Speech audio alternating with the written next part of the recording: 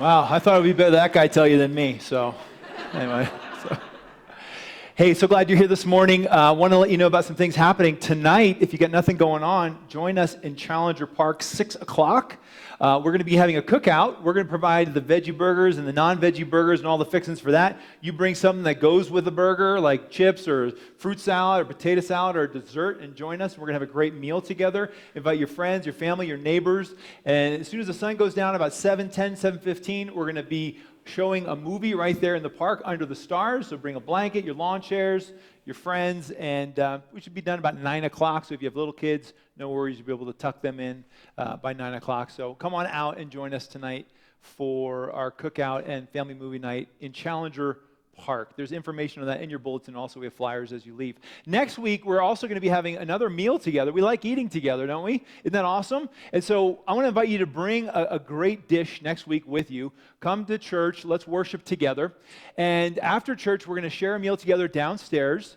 And then after that, we're having an all-church meeting right back up here. And I've been talking about this for the last 2 months. I've asked you to save the date. I said if you have plans, change them. Vacations, move those back. Please be here next week because this is a very important time because change is afoot, as you can sense from the fall is changing and things are changing at Newday. And so we want to make sure that you're on board with what's going to be happening this fall. And so hope that you'll join us next week. Also next week, we're going to be starting a new series. It's a short 3-week series. It's called The Art of Neighboring.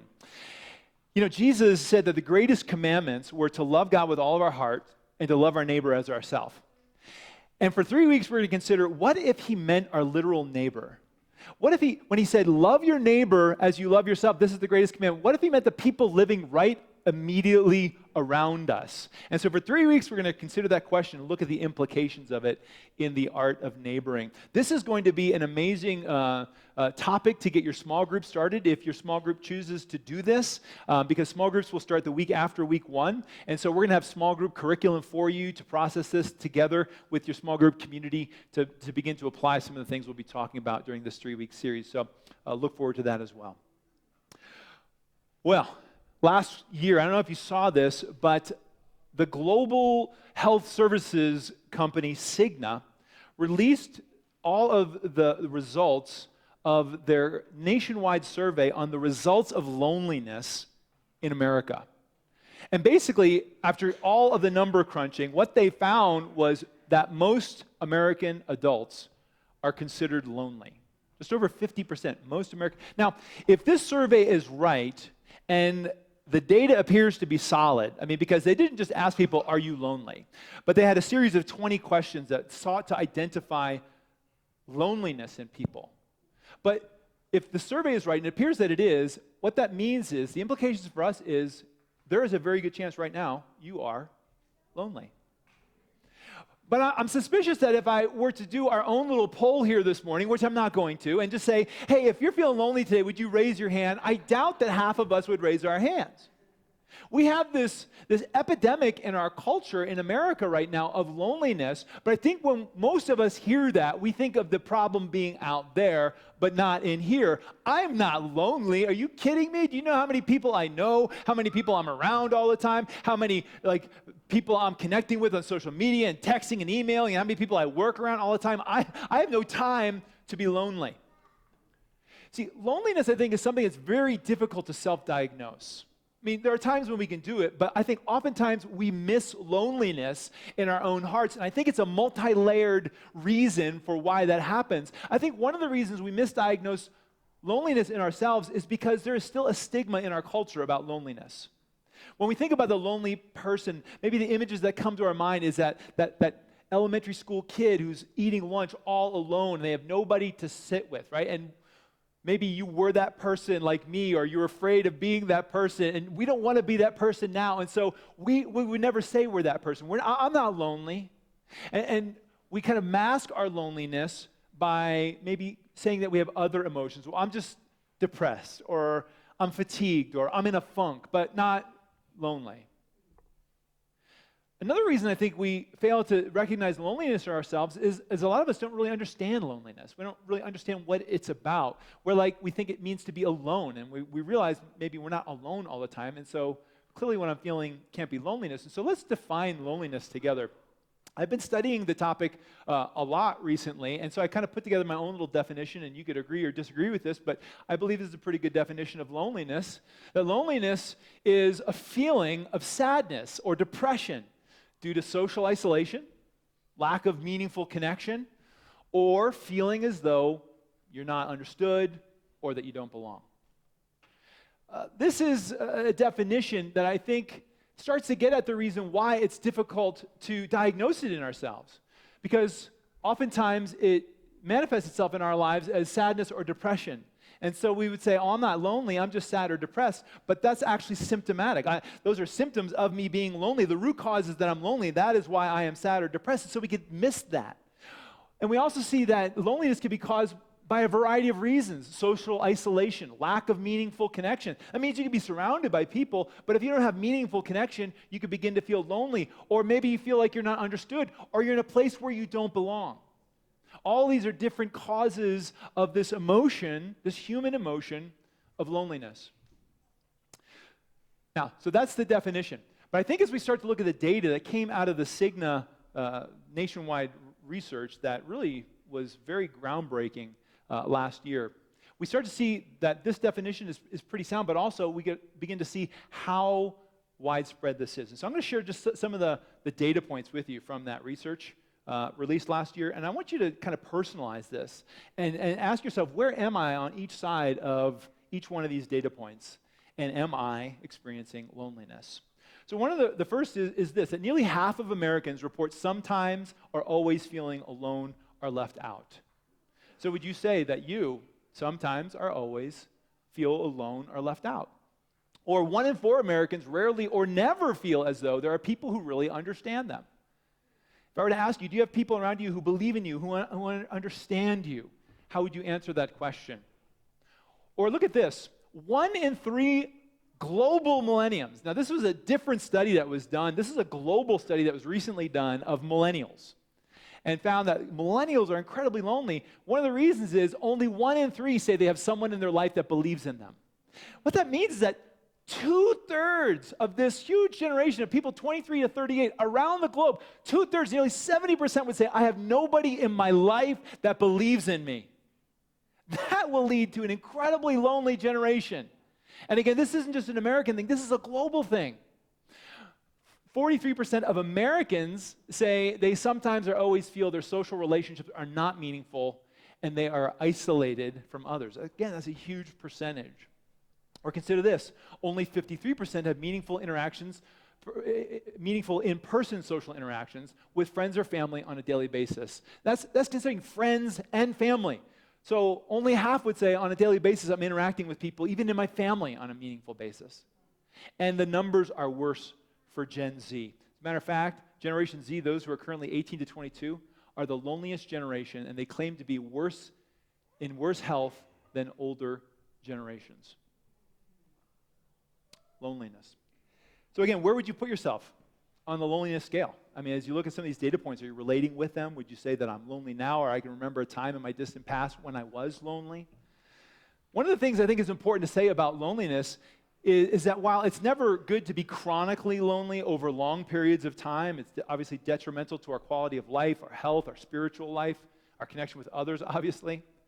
But there will be times in all of our lives, because we live in a sinful, broken world, where we will all experience acute loneliness, shorter times of loneliness. And this is only to be expected, right?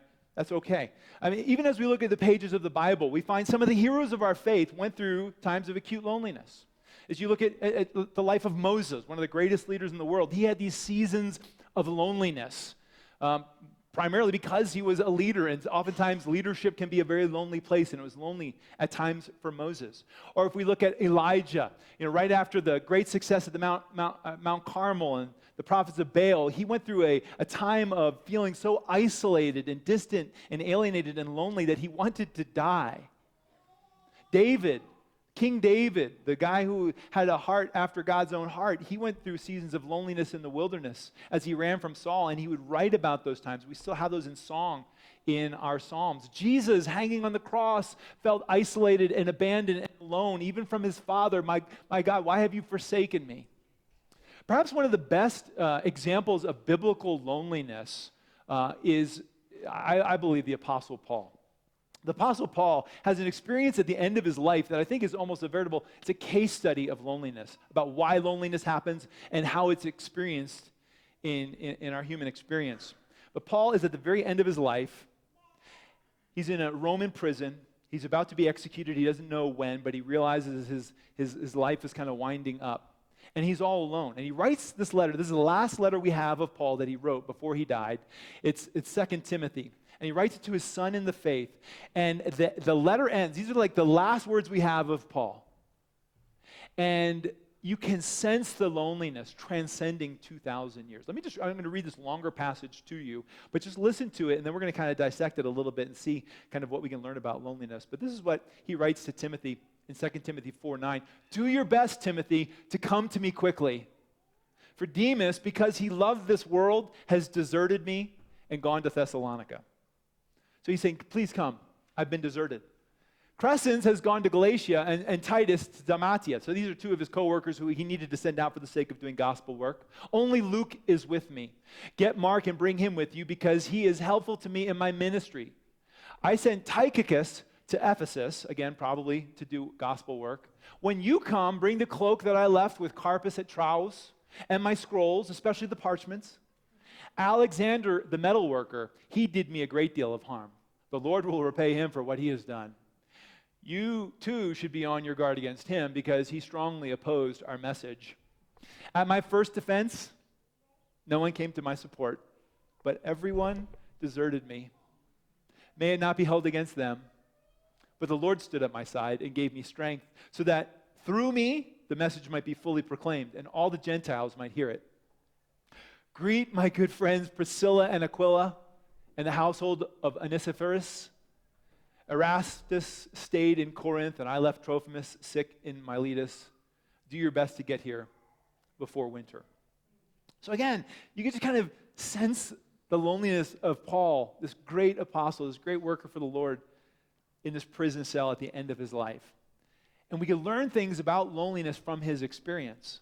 One of the first things we could see about loneliness is that loneliness, there will be seasons of loneliness due to circumstances that are out of our control. So think about why Paul is lonely. Paul is lonely because, first of all, some people betrayed him. And that will happen to us too. There will be times when we are betrayed. There are people who just had to move on. You know, they had to relocate, and so friends moved away, and we'll have seasons of loneliness as well. But also he had these things imposed on him out of his control. He was in prison. There was nothing he could do about that. And there will be times when things are imposed on us in our lives that will lead us to a state of loneliness. Maybe we're on a business trip, or we're asked to relocate to a new city, or maybe it's a health issue, or maybe I'm at a life stage where I'm just feeling isolated from the people that I love, and that could lead to loneliness. Paul teaches us there will be seasons of loneliness due to circumstances out of our control. But he also teaches us that God can help us and be a source of strength during times of loneliness. So Paul was able to say at his trial that Jesus stood by me and he gave me strength to do what I was called to do. And in the same way, when we experience those times of acute loneliness because of situations outside of our control, we can know that Jesus said he would never leave us or forsake us. And that these could be great times of growing in our faith as we press into the unseen but very real presence of Jesus and his Spirit in our lives. And so those can be times of growth for us. But Paul teaches us something else about loneliness that I too have experienced and I think is important to point out. And that is, loneliness can come to the most connected people. You know, what I have found is that loneliness, or I should say connection, is a cup that drains quickly. I want you to think about the fact that we all have this like connection cup in our lives, right? And when we are connected with the people that understand us and value us and hear us, and we just have a lot in common, and we have a relationship, and we're investing in each other, and we're hearing each other, it fills our cups, right?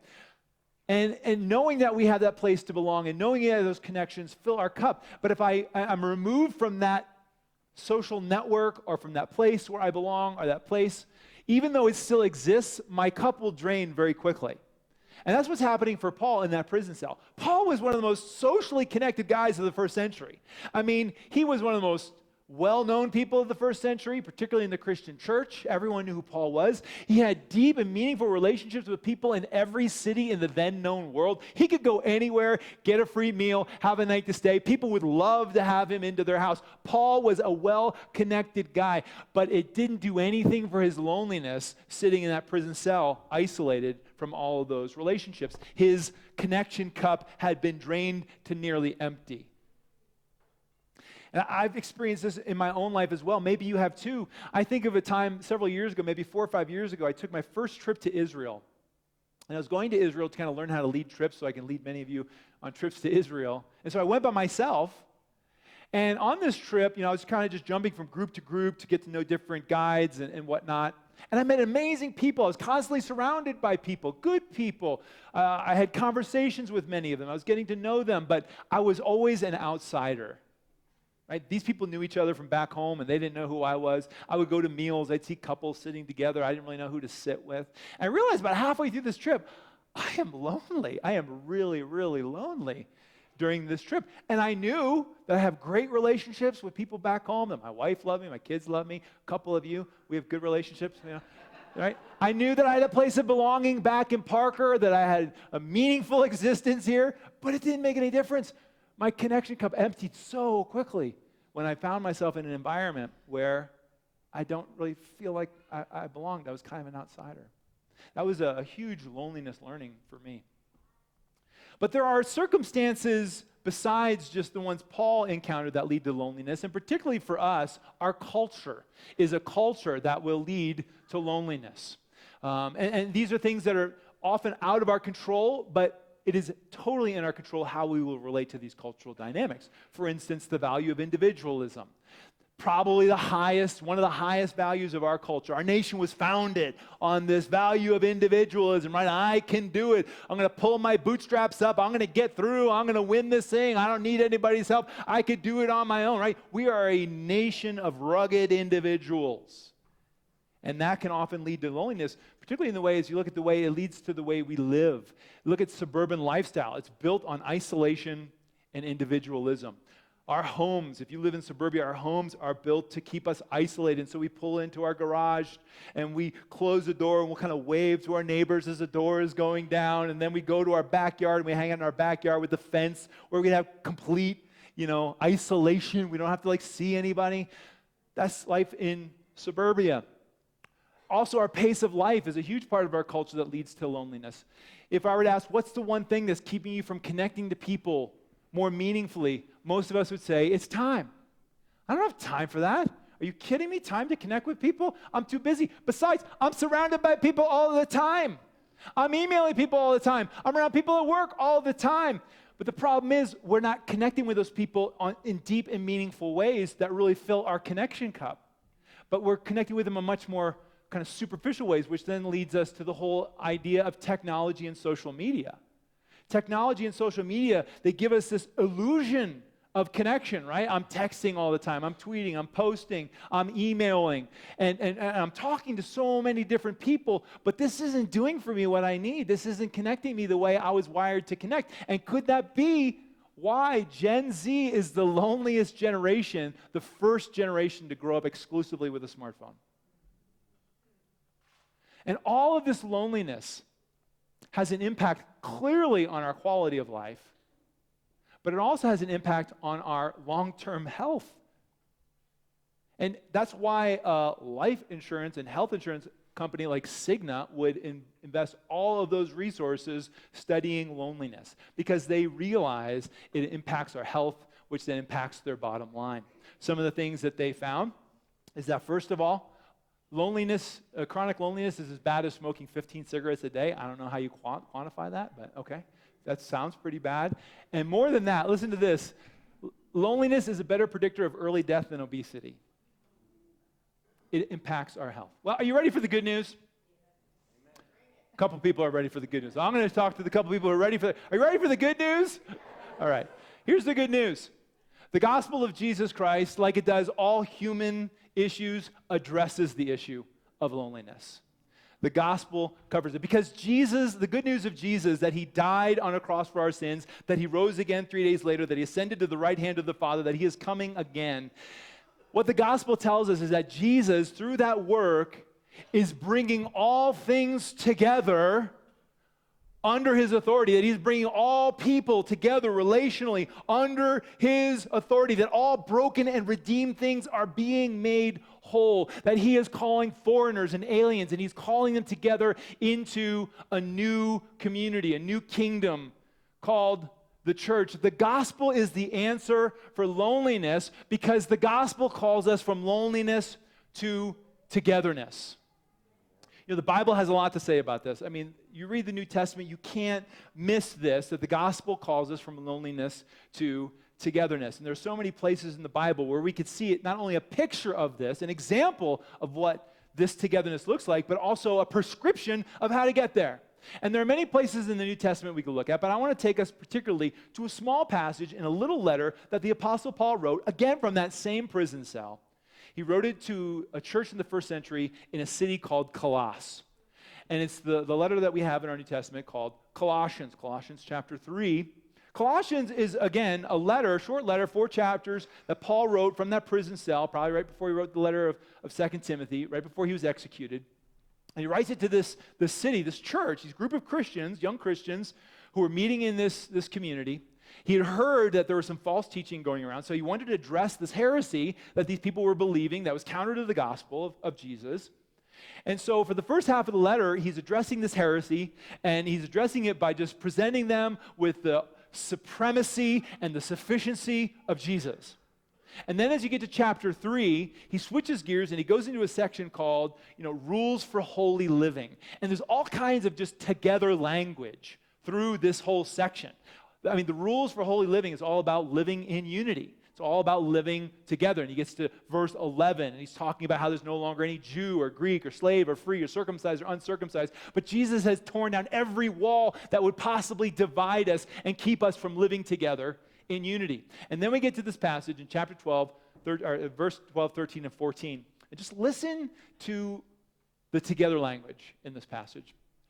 He says this, therefore, in other words, because of everything I just told you about Jesus and the gospel and all that, therefore, as God's chosen people, holy and dearly loved, clothe yourselves with compassion, kindness, humility, gentleness, and patience. Bear with each other and forgive one another if any of you has a grievance against someone. Forgive as the Lord forgave you, and over all these virtues, put on love, which binds them all together in perfect unity.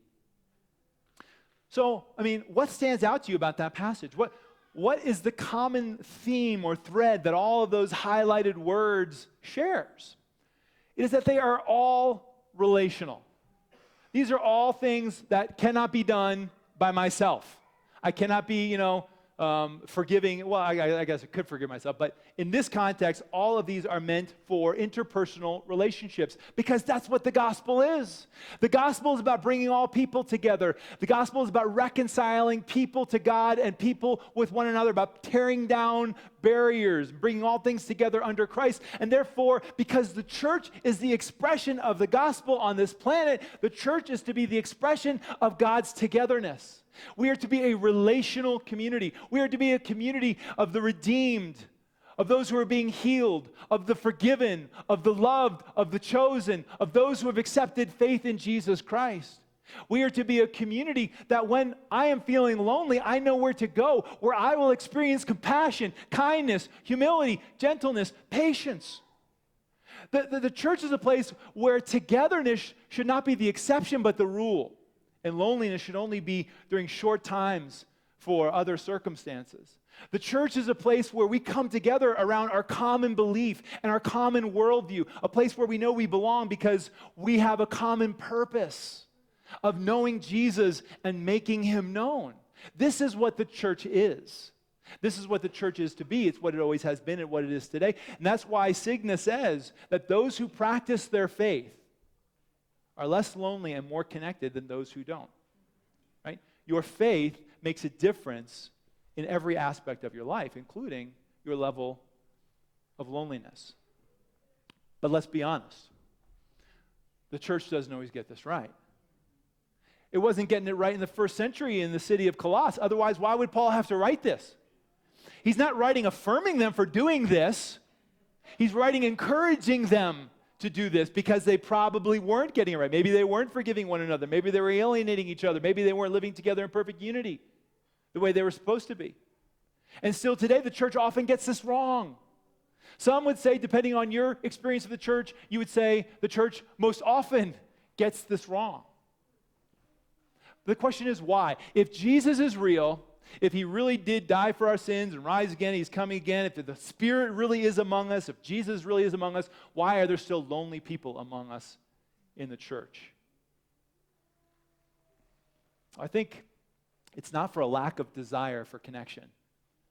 So again, I think if I took a poll and said, who wants to be connected here in meaningful ways, we would all raise our hands. Some of us would say, I just need one or two people, to be connected with. And others, well, I need 10 or 12. Obviously, we're not all going to be connected with everybody, but all of us want connection. We're wired for it. It's what we're designed for. That's why shows like Cheers and Friends and Big Bang Theory are so iconic in our culture, because we just watch it saying, I want that kind of connection.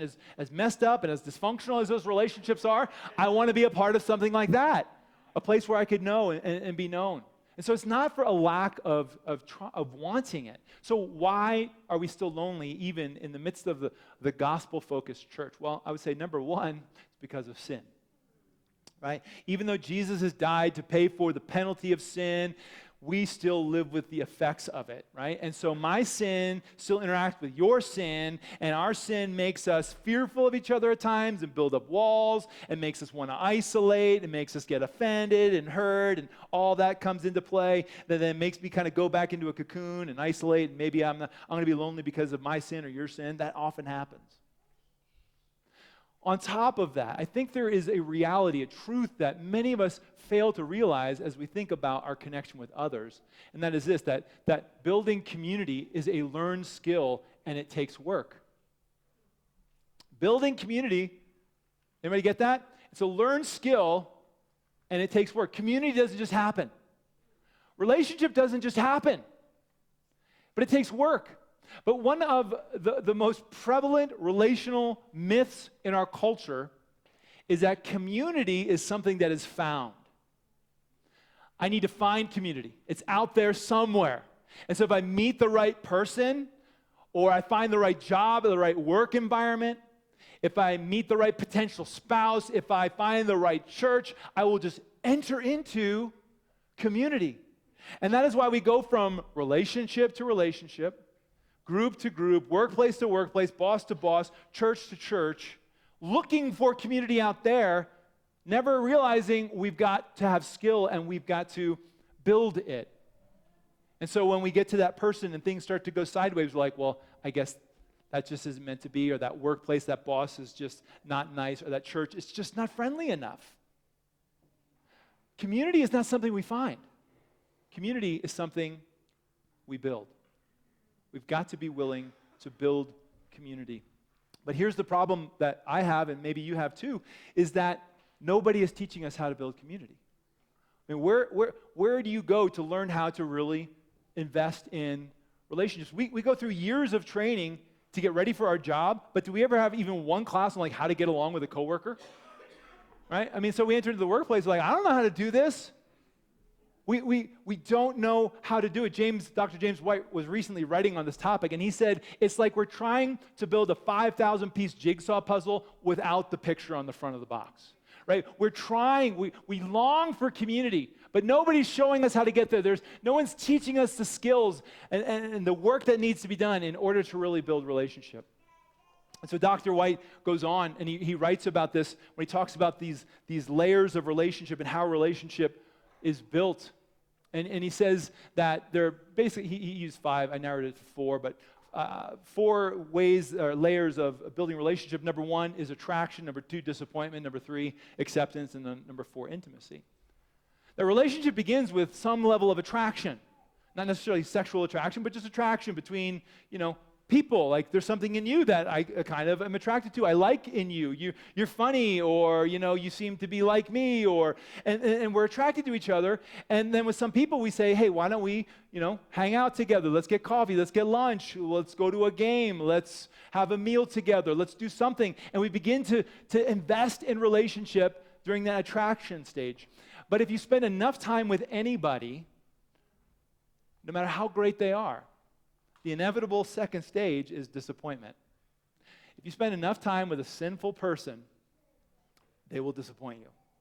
They're going to show some of their weakness. They're going to show some of their dark side. They're going to lose their patience. They're going to gossip. They're going to talk about you behind your back. They're going to do something that's going to disappoint you. And because there is sin in my heart, oftentimes I will allow that disappointment stage to kind of frame the entire relationship. And I will begin to then remove myself from that relationship. I will remove myself from you because you have disappointed me, you have hurt me, you have talked about me. And to be sure, there are times when if you get to know somebody and it's super dangerous and your health is at risk, and there are times when you should remove yourself. But most of the time, the reasons we start to separate ourselves from people is because of trivial issues, and oftentimes because of issues we're dealing with in our own heart that we don't even see. And rather than extend grace as we have been extended grace, we distance ourselves during that disappointment stage. Now, but this is the very place where what we just read in Colossians chapter 3 goes from just being a picture of community to being a prescription for community. This is where the Bible and the gospel tells us this is how you actually build relationship. Because when you hit that disappointment stage, like all of us will, with a job, with a boss, with someone we're dating, with a new friend, with a church, when we hit that, that is when the gospel kicks in. And that's when we remember that we are God's chosen people, that we are dearly loved, even though we're sinners. That I disappointed God. I disappointed him in my rebellion and in my sin, but he looked past that disappointment and he chose to love me in the midst of his disappointment with me. And because he has treated me this way, therefore, Paul said, clothe yourself with compassion and kindness and humility and gentleness and patience with that person, with that boss, with that coworker, with that spouse, with that church. Be humble. Realize you've got issues too. You've disappointed them probably as much as they've disappointed you. So be compassionate, be kind, bear with each other. I love the New Living Translation translates that, make allowance for each other's faults. The Contemporary English Version says, put up with one another. Why would we do that? Because people are putting up with you. Because people are giving allowance for your faults. Because people are bearing with you. God certainly is, and others are too. And so we just return that. We've been shown grace, and so when we're disappointed, we show grace back. We forgive as the Lord forgave us. And over all these virtues, we put on love. This is not only a picture of what the church should be, it is a prescription of how to get there. This is the gospel. This is what God has done for us, and he will give us the power to do it for one another. That when you disappoint me, or I disappoint you, or a coworker, or a boss, or a friend, or a family member disappoints you, when they hurt you, when they backstab you, when they betray you, that you would lean in during those times the way God lent in for you, and that you will show them grace as you have been shown grace. And if we could do that for one another in the midst of disappointment, then we can move on to that third phase, which is acceptance. I accept you, even though I know your faults and your dark side and your weaknesses and your sin. And you accept me, even though you know my dark side and my weaknesses and my sin, and I've disappointed you. And when we can accept each other in the midst of all of that knowledge, we move to intimacy, where we are truly known and where we truly connect, and we're able to move forward together in the gospel life. This is what the church is intended to be. And God has given us all the resources necessary to do it. Right? His Spirit is among us to do it. Now, again, I'm going to say, this is, I think, reality. It's an ideal reality, but it exists. This is the kingdom of God that we're talking about right here. But then many of us are feeling like we're not fully connected to that. And I've had several conversations, coffee meetings with people over the last several months, primarily men, in this congregation, who I leave that meeting thinking, wow, loneliness is a real thing. Not just out there, but right here in the church of God. Loneliness is a real thing.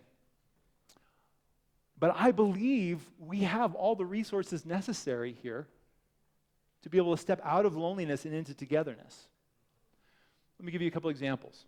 Every month we have what's called a sticky event, which is an event where you can come and meet people and develop relationships. Not like once a month is enough, but that you meet someone there and then you take that relationship outside of that. Invite someone into your home, invite someone to watch a game, invite someone into lunch, to coffee, whatever you're going to do. Sticky event. Like tonight, we're going to have a cookout and a family movie night. This is a sticky event. If you're feeling lonely, there's no reason for you to stay in your aloneness. Step out of that into togetherness.